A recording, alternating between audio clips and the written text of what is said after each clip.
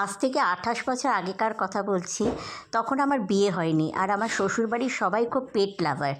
তো ওরা উনি আমার শাশুড়ি মা, উনি চাকরি করতেন।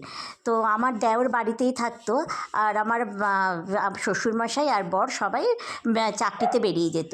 তো আমার দেওর ওই লালি বলে পথকুকুরকে নিয়ে বাড়িতে রাখতো, আর একদম তার সাথে শোয়া বসা এরকমই করতো, মানে একদম নিজেদের পরিবারের সদস্যদের মতন হয়ে গেছিলো।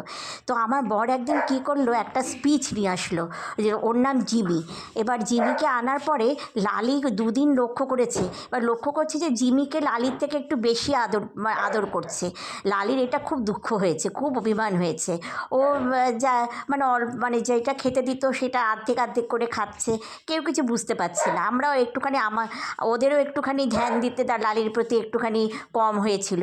তো আমার শাশুড়ি যখন অফিস যেত, তখন আমার লালি তখন পেছন পেছন স্টেশন পর্যন্ত পৌঁছাতে যেত। আর তখন তো বেশিরভাগটাই গ্রামের মধ্যেই ছিল।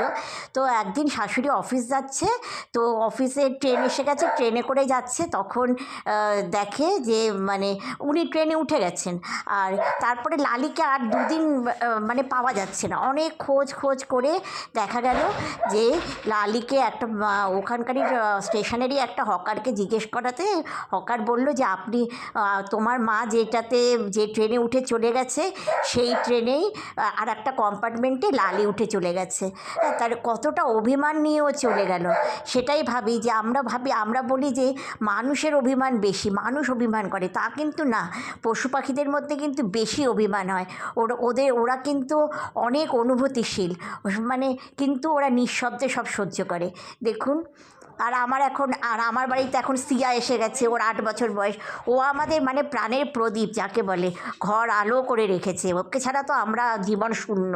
আমাদের এত ভালোবাসা ওদের প্রতি, ওর কাছে ওকে